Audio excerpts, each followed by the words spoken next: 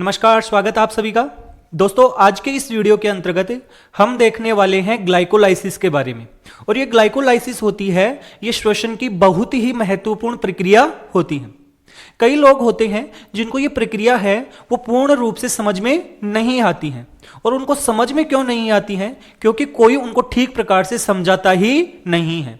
अगर आपको भी ये ग्लाइकोलाइसिस की प्रक्रिया पूर्ण रूप से सही तरीके से समझनी है तो हमारा ये वीडियो पूरा जरूर देखें। साथ साथ में यदि आप हमारे चैनल पर पहली बार आए हैं तो हमारे चैनल को सब्सक्राइब जरूर करें। और अगर आपको ये वीडियो अच्छा लगे तो वीडियो को लाइक और शेयर भी जरूर करें।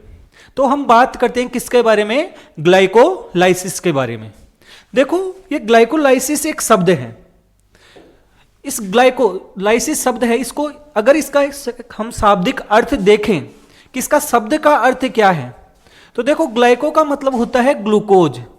ग्लाइको का मतलब क्या होता है? ग्लूकोज। और लाइसिस का मतलब होता है टूटना। लाइसिस का मतलब होता है टूटना। अर्थात जब ग्लूकोज का टूटना या ग्लूकोज का जब अपघटन होता है उसी प्रक्रिया को हम क्या कहते हैं? ग्लाइकोलाइसिस कहते हैं। तो इसका मतलब क्या हो गया कि ग्लूकोज का टूटना या फिर उसका क्या होना? अपघटन होना, यही क्या कहलाता है? आपका ग्लाइकोलाइसिस कहलाता है। और जब ग्लूकोज टूटता है, जब ये ग्लूकोज टूटता है तो इससे क्या बनता है? तो देखो, एक ग्लूकोज है, ये जब टूटेगा तो इससे क्या बनेगा? पायरुविक अम्ल बनेगा। क्या बनेगा? पायरुविक अम्ल। या कई बार इसे क्या कहा जाता है? पायरुवेट भी कहा जाता है। क्या कहा जाता है? पायरुवेट। देखो, आप पायरुविक अम्ल भी बोल सकते हो और पायरुवेट भी बोल सकते हो। कैसे भाई? क्योंकि कोई भी अम्ल होता है वो सामान्यतः H+ आयन होता है, उसका क्या कर देता है? त्याग कर देता है। और जब H+ आयन किसी भी अम्ल से निकल जाता है तो उसके अंत में क्या लग जाता है? 8 लग जाता है। तो अगर आप पायरुविक अम्ल बोल रहे हो इसका मतलब हाइड्रोजन के साथ बोल रहे हो। और अगर उसमें से हाइड्रोजन निकल गया तो वो क्या बन गया है? पायरुवेट। तो वास्तव में दोनों चीज हैं एक ही। आप पायरुविक अम्ल भी बोल सकते हो और पायरुवेट भी बोल सकते हो। तो ग्लूकोज का अपघटन होगा और पायरुविक अम्ल बनेगा। कौन सी प्रक्रिया के द्वारा? ग्लाइकोलाइसिस के द्वारा। जो ये ग्लूकोज है ये 6 कार्बन का है। कितने कार्बन का है? 6 कार्बन का। और जो ये आपका पायरुविक अम्ल है ये कितने कार्बन का है? 3 कार्बन का है। इस कारण आपको पता चल गया कि भाई 6 वाला टूटकर कितना बना लिया? 3 कार्बन वाला एक यौगिक बना लेता है। लेकिन ये 3 कार्बन वाले जो यौगिक बनेंगे वो कितने बनेंगे? 2। क्योंकि भाई एक में 3 होंगे तो दूसरे में कितने हो जाएंगे? 3। टोटल कार्बन तो 6 ही रहेंगे ना। तो 6 कार्बन वाला जो ग्लूकोज है वो टूटकर आपके 3 कार्बन वाला क्या बना लेता है? पायरुविक अम्ल बना लेता है। लेकिन आपको लग रहा होगा कि यह प्रक्रिया बस इतनी सी होती है। यह प्रक्रिया जो ग्लाइकोलाइसिस है यह मुख्य रूप से 10 चरणों में पूर्ण होती है। कितने चरणों में? 10 चरणों में पूर्ण होती है। और इन 10 चरणों के बाद में ग्लूकोज का अंतिम उत्पाद या ग्लूकोज से अल्टीमेटली क्या बनता है? आपका पायरुविक अम्ल बनता है।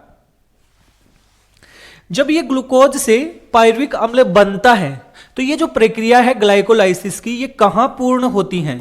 आपको ध्यान रखना है कि ग्लाइकोलाइसिस है ये कोशिका द्रव्य में, या जिसे हम क्या बोल सकते हैं? साइटोप्लाज्म। क्या बोल सकते हैं? साइटोप्लाज्म। इस साइटोप्लाज्म में पूर्ण होती है। साइटोप्लाज्म में यह प्रक्रिया है ये पूर्ण होती है। हमें ध्यान रखना है। और इस प्रक्रिया के दौरान क्या ऊर्जा का उत्पादन होता है? तो ऊर्जा का उत्पादन होता है। ऊर्जा का उत्पादन होता है। अब वो कम होता है कि ज्यादा होता है वो तो हम बाद में देखने वाले हैं। लेकिन इस प्रक्रिया से क्या होता है? ऊर्जा का उत्पादन होता है। ये जो प्रक्रिया होती है इसमें हमें ऑक्सीजन की आवश्यकता नहीं होती है। पिछले वीडियो में मैंने आपको बताया था कि ऑक्सी और अनोक्सी श्वसन चाहे से ऑक्सी श्वसन हो और चाहे से अनोक्सी श्वसन हो, ग्लाइकोलाइसिस होना ही होना है दोनों में, ग्लाइकोलाइसिस दोनों में ही होना है।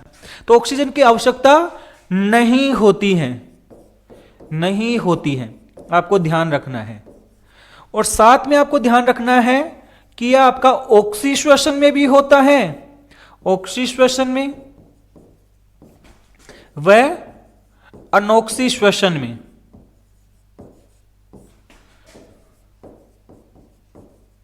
दोनों में होता है।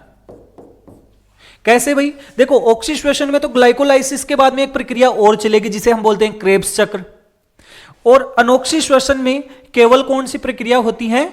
ग्लाइकोलाइसिस, क्योंकि ग्लाइकोलाइसिस में तो हमें ऑक्सीजन की जरूरत पड़ती ही नहीं है। तो इस प्रकार से आपको ध्यान रखना है। यह तो ग्लाइकोलाइसिस के बारे में एकदम जनरल सी क्या हो गई बात। अब ये जो पूरी प्रक्रिया है इसके अंतर्गत कौन कौन सी स्टेप होती हैं उनके बारे में हम देखने वाले हैं। तो चलो देखते हैं ग्लाइकोलाइसिस को। देखो जब हम ग्लाइकोलाइसिस देख रहे हैं तो क्योंकि एक लंबी प्रक्रिया है इसलिए हम इस दो जगह देखेंगे, पहला आधा पार्ट यहां और आधा पार्ट उस तरफ। सबसे पहले इस प्रक्रिया में क्या होता है? देखो ग्लूकोज, क्योंकि जिसको तोड़ना है वो तो चाहिए ही चाहिए ना, बिना ग्लूकोज के हम तोड़ेंगे किसको भाई? तो सबसे पहले होता है ग्लूकोज।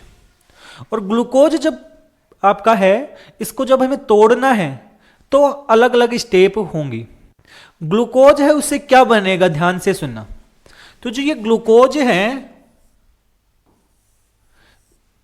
तो इससे बनेगा एक अणु जिसका नाम है ग्लूकोज 6 फॉस्फेट।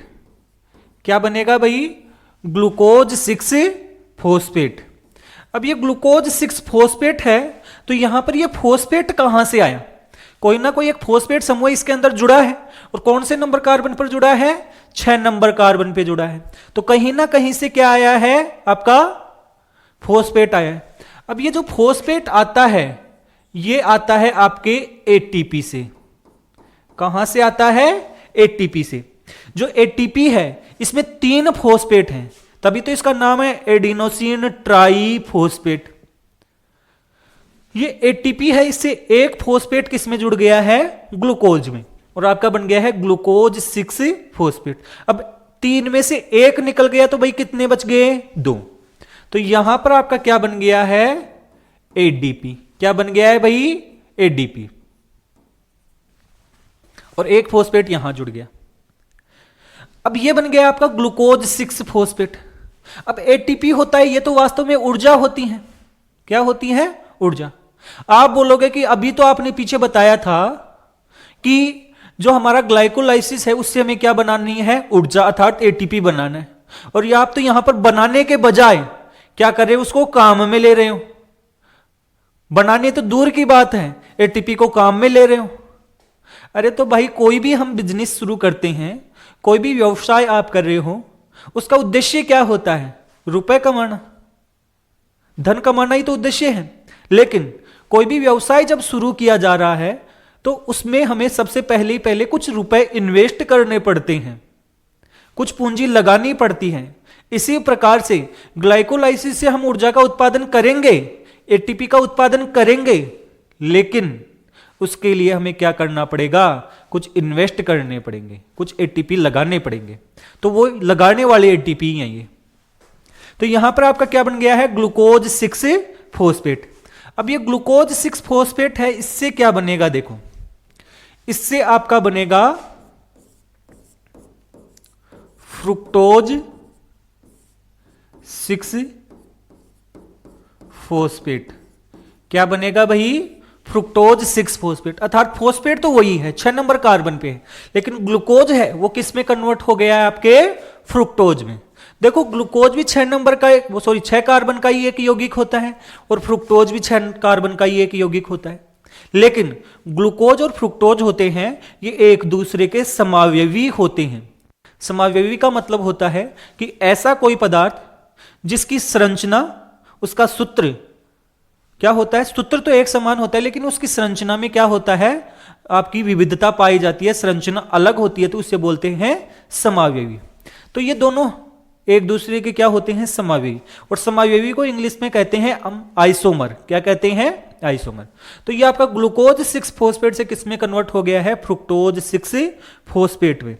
आपको ध्यान ये रखना है कि कोई भी स्टेप हो रही है उसमें एक एंजाइम काम में आता है। क्या काम में आता है, एंजाइम। जब भी आपका फॉस्फेट का लेन देन होगा, किसका लेन देन होगा, फॉस्फेट का, तो वहां पर एक एंजाइम काम में आएगा और उस एंजाइम का नाम होता है काइनेज। कौन सा एंजाइम काम में आएगा, काइनेज। तो यहां पर एक एंजाइम काम में आ रहा है जिसका नाम क्या है भाई, काइनेज।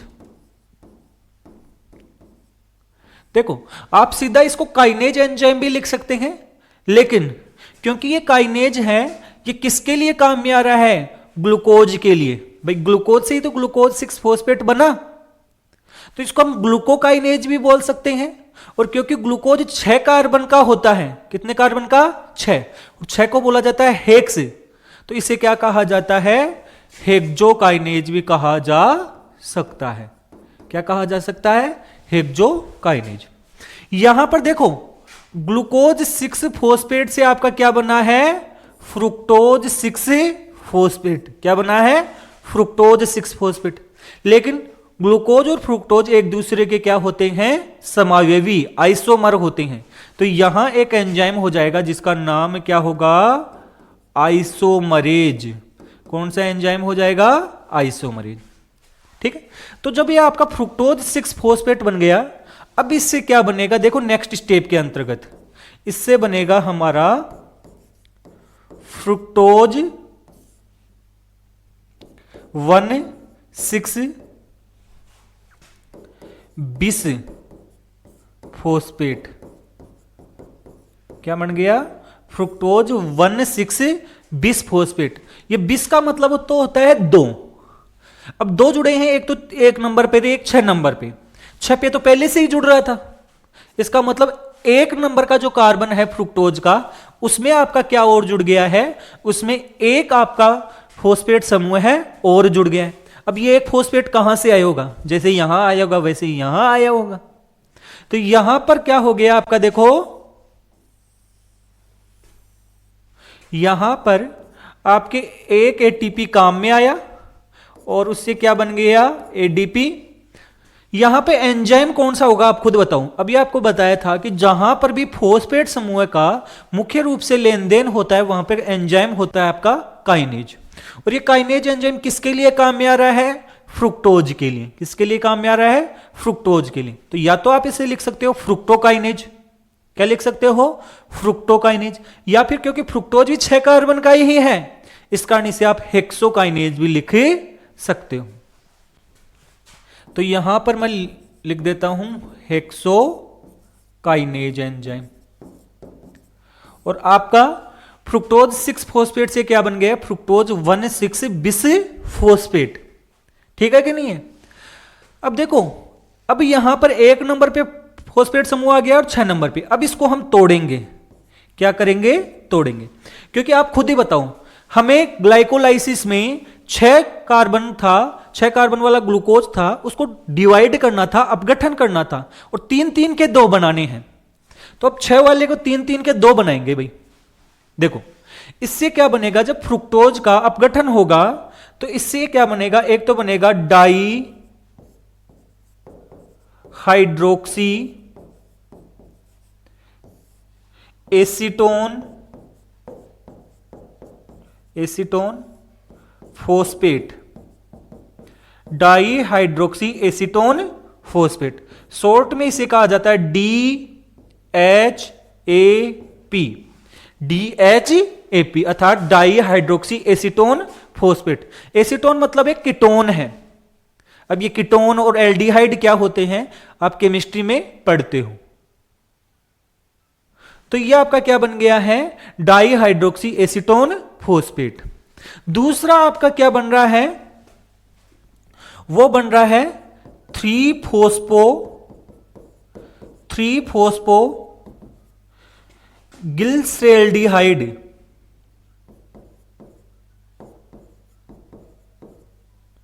3-फॉस्फो ग्लिसरेल्डिहाइड, 3-फॉस्फोग्लिसरेल्डिहाइड, इसे हम क्या बोलेंगे 3PGLA, PGLA, 3-फॉस्फोग्लिसरेल्डिहाइड। ये भी आपका 3 कार्बन का अणु है और ये भी 3 कार्बन का अणु। ये ग्लिसरेल्डिहाइड है और ये क्या है आपका कीटोन है। क्या है? कीटोन। तो ये आपको ध्यान रखना है, 3-फॉस्फोग्लिसरेल्डिहाइड, ये 2 अणु बन गए हैं।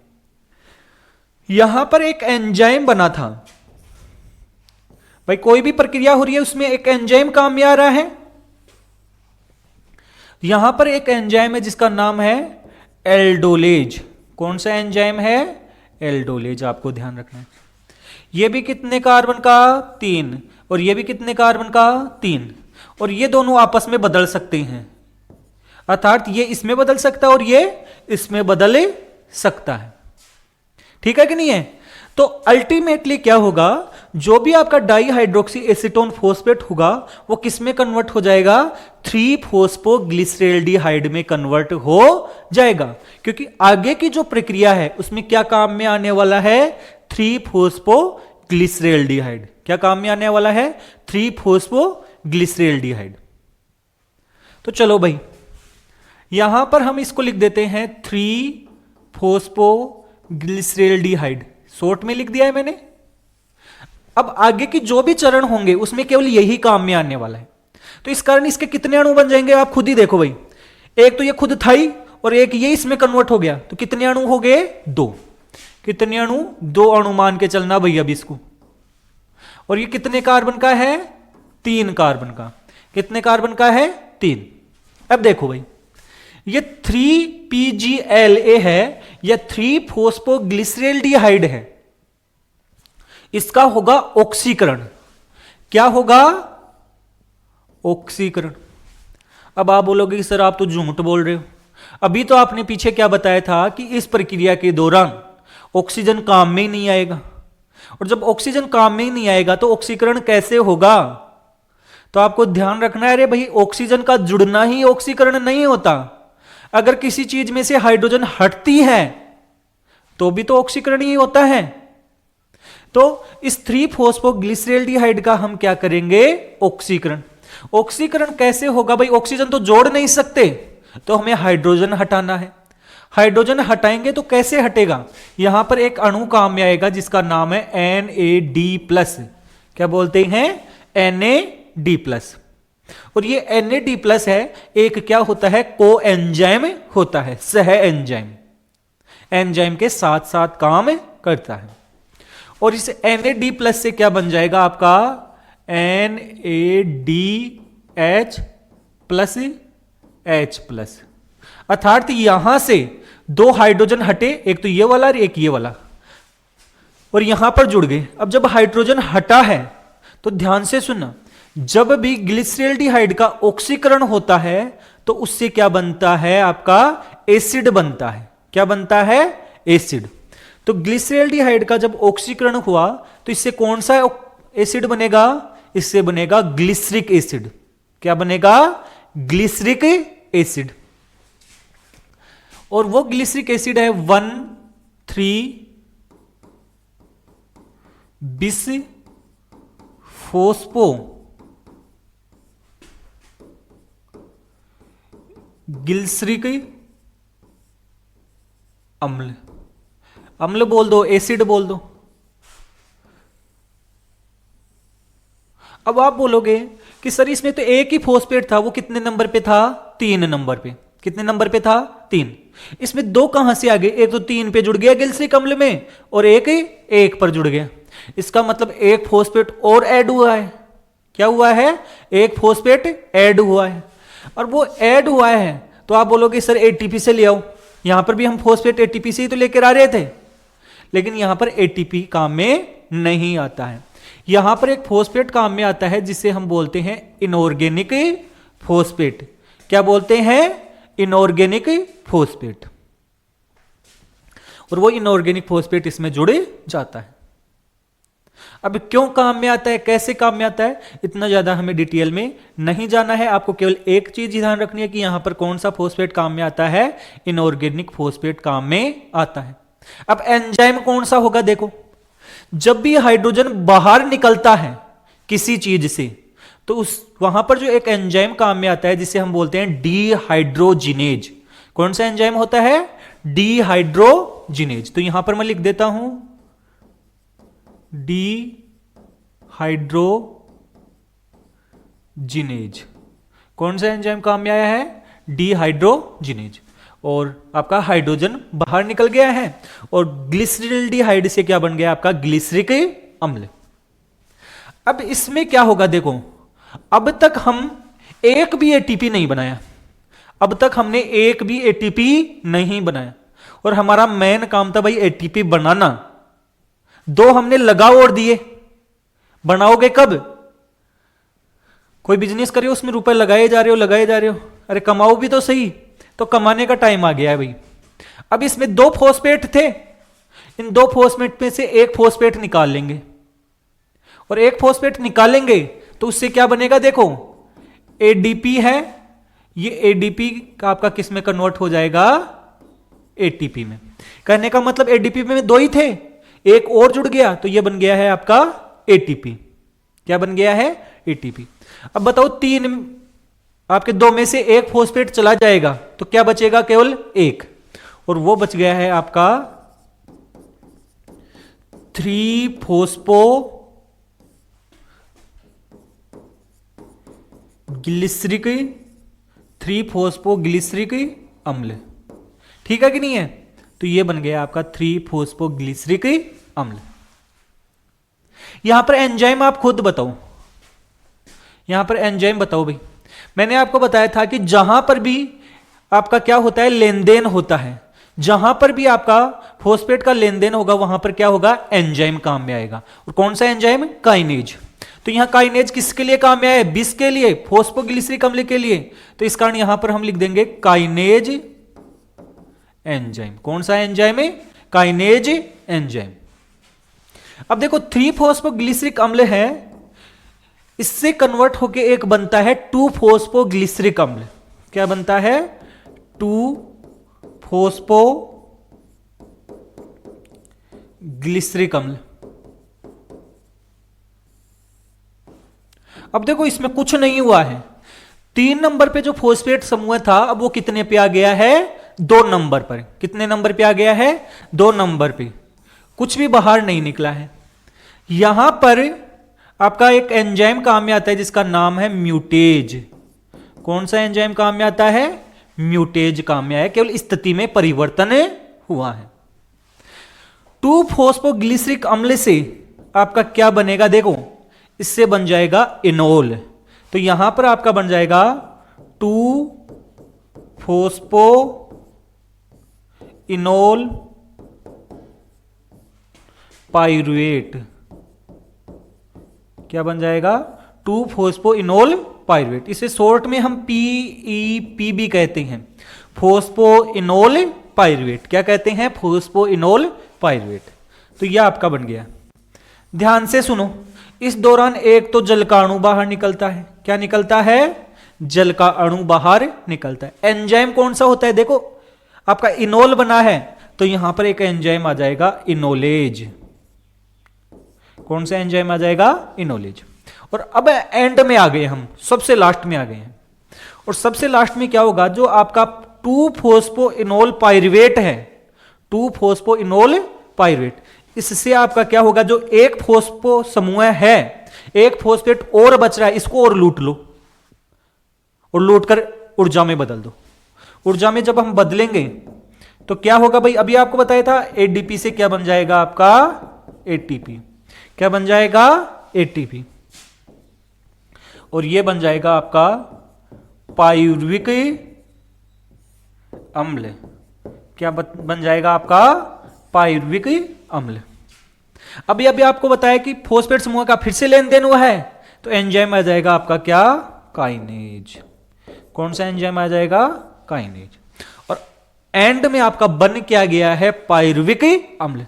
और आप खुद सोचो कि ग्लाइकोलाइसिस का अंतिम उत्पाद क्या बन रहा था? वो बन रहा था पायरुविक अम्ल। ग्लाइकोलाइसिस का अंतिम उत्पाद क्या बनना था? पायरुविक अम्ल। तो इस प्रकार से ये पायरुविक अम्ल बने जाता है। अब देखो कितने कितने अणु बन रहे हैं। यहां पर ग्लूकोज का कितना अणु था? एक। ये भी कितना अणु? एक। ये भी कितना अणु? एक। ये भी कितना? एक। ये भी कितने हैं? एक एक। लेकिन वास्तव में अल्टीमेटली ये इसमें कन्वर्ट हो गया है 3-फॉस्फोग्लिसरॉल्डिहाइड में। तो ये कितने अणु बन गए भाई? 2 एंड में, अंत में, क्योंकि ये इसी में कन्वर्ट हो जाता है। तो ये कितने अणु हो गए? 2। ये भी कितने अणु? 2, क्योंकि हमें समझना है कौन सा कितना अणु बनेगा। ये भी 2 अणु, ये भी 2 अणु, ये भी 2 अणु, और ये एंड में कितने अणु? 2। तो इस प्रकार से एक ग्लूकोज के अणु से कितने बन गए हैं? 2 पायरुविक अम्ल के अणु बने गए। कार्बन भी देख लो, इसमें कितने कार्बन थे भाई? 6। इसमें भी 6। इसमें भी कार्बन कितने? 6। इसमें भी कितने? 6। लेकिन ये कितने का है? ये भी 3 कार्बन का, ये भी 3 कार्बन का। यहां आ जाओ, ये कितने का? 3, क्योंकि ये तो वास्तव में वही है। ये भी कितने कार्बन? 3। ये कितने का? 3। ये भी 3 कार्बन का, ये भी 3 कार्बन का, और ये भी कितने कार्बन का? 3 कार्बन। तो एक बात तो आप ध्यान से सुनो, ना तो इसमें कहीं पर ऑक्सीजन काम में आई है, ना तो कहीं पर भी ऑक्सीजन काम में आई। क्या? नहीं। क्या CO2 का उत्पादन हुआ? नहीं। आपको ध्यान रखना है। कितने एटीपी काम में आए? देखो, एक एटीपी का अणु काम में आया और एक यहां पर काम में आया, तो 2 अणु एटीपी काम में आए हैं इस प्रक्रिया में। बने कितने? देखो भाई, एक तो ये बना, अरे एक ये बना, 2 बने। अब आप सोच रहे हो कि 2 ही बने, 2 काम में लिए, 2 ही बने, क्या फायदा हुआ भाई? 100 रुपए लगाए, 100 रुपए कमाए, क्या फायदा हुआ? नहीं बात। देखो यहां पर हम एक ही क्यों गिन रहे हैं भाई इसको? ये 2 अणु आपके इसमें 2 में कन्वर्ट होंगे, तो 1 से 1 बनेगा, तो 2 से कितने बनेंगे? 2। तो 2 एटीपी तो यहां पर है और 2 ये, तो टोटल कितने एटीपी बने? 4। कितने एटीपी बने भाई? 4। तो 2 एटीपी हमने इस प्रक्रिया में काम में लिए हैं और 4 बने हैं। तो फायदा कितने का हो गया? 2 एटीपी का फायदा, सीधा सीधा फायदा। तो अब मैं इस प्रक्रिया को टोटल करके लिख देता हूं कि इसमें हमने क्या खोया, क्या पाया।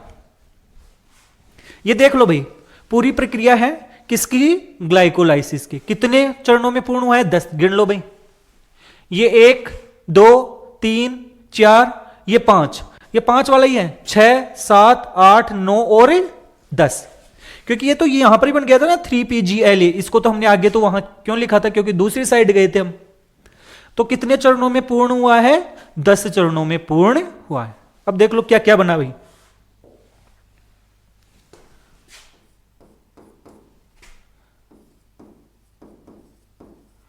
ग्लाइकोलाइसिस क्या खोया, पाया। क्या खोया और क्या पाया? देखो क्या, सबसे पहले तो ऑक्सीजन काम में नहीं आता है। CO2 का उत्पादन होता है क्या? नहीं। तो ये दोनों ही नहीं है भाई, एक चीज तो ये ध्यान रखना। दूसरी कहां पर पूर्ण हुई? कोशिका द्रव्य में। एटीपी काम में आए, या इसे हम क्या बोल सकते हैं? उपयोग। कितने लिए थे हमने? 2 एटीपी। कितने लिए थे भाई? 2। उत्पादन, सीधा सीधा उत्पादन कितने का किया भाई हमने? 4 एटीपी का। लाभ, एटीपी लाभ भाई 4 में से 2 घटा दो तो 2 एटीपी का हमने क्या किया है? फायदा किया है। तो तभी तो मैंने बताया था कि जब भी आपका अनोक्षी श्वसन होता है उसमें बहुत कम ऊर्जा होती है, वो बनती है केवल 2 एटीपी, सीधी सीधी। तो और क्या बना? क्या और कुछ नहीं बना? अरे एक चीज बनी थी ना,